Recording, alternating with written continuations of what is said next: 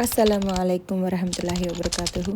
మనకు ఎలాంటి చావు మేలైనదో తెలుసుకుందాం. మొట్టమొదటి విషయం గుర్తుపెట్టుకోవాల్సింది, ఆకస్మిక మరణం నుండి మన ప్రవక్త ముహమ్మద్ సల్లల్లాహు అలైహి వసల్లం గారు శరణు కోరారు అల్లాతో. రిఫరెన్స్ వచ్చి స్క్రీన్ మీద ఇస్తాను, 6594. కారణం, ఆకస్మిక మరణం రావడం వల్ల మనిషికి తౌబా అనగా పశ్చాత్తాపం పడే సమయం ఉండదు.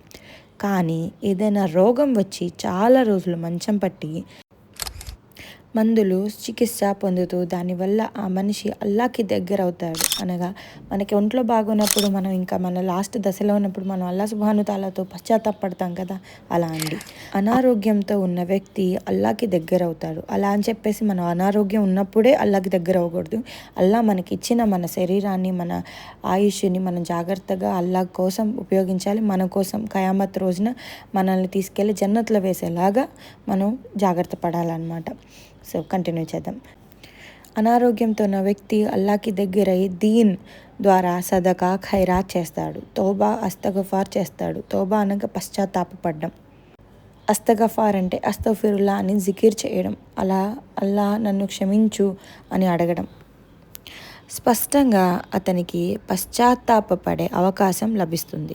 అదేవిధంగా చాలా రోజులు అనారోగ్యంతో ఎన్నో నెలలు, సంవత్సరాలు అనారోగ్యం వల్ల మంచం పట్టిన వాళ్ళు, ఆ సమయంలో వాళ్ళు చేసే తోబా, పశ్చాత్తాపపడేది అంతా అల్లాహ్ కావాలి అనుకుంటే అతని పాపాలు, అతను లేదా ఆమె పాపాలు క్షమించేస్తాడు.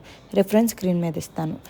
మన ప్రవక్త ముహమ్మద్ సల్లల్లాహు అలైహి వసల్లం గారు ఇలా అన్నారు, అల్లా సుబ్హాను తాలా ఒక విశ్వాసిని ఎంతవరకు పరీక్షిస్తాడంటే ప్రళయ దినం దాకా. అందరూ ఏమనుకుంటారు, అరే ఇంత కష్టపడుతున్న దేవుడు ఉన్నాడా లేడా, నా కష్టాన్ని చూస్తున్నాడా లేదా అని మనం అందరం ఎంతో ఆలోచిస్తాం. కానీ ఒకటి గుర్తుపెట్టుకోండి, మనం భరించగలిగినంత కష్టాలని అల్లా ఇస్తాడు. అది ఆయనకి తెలుసు మనకు భరించగలుగుతామని.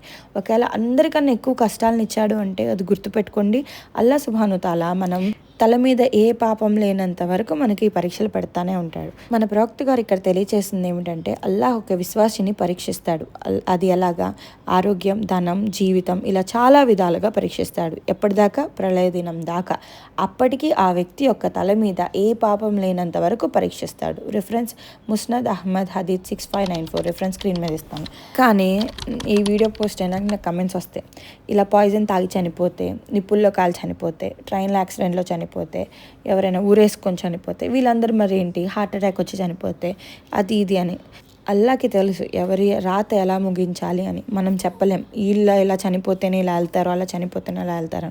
కానీ మనకి ఈ హదీస్ ఏం తెలుపుతుందంటే, ఒక మనిషి తౌబా చేసి ఆ ఒక్క పశ్చాత్తాపడే ఆ క్షణాలు ఉంటాయి చూసారా, అది అందరికీ వస్తే మంచిది. అలా వచ్చిన వాళ్ళకి స్వర్గం ఇన్షాల్లా ఆమీన్ అని తెలియజేస్తున్నారు.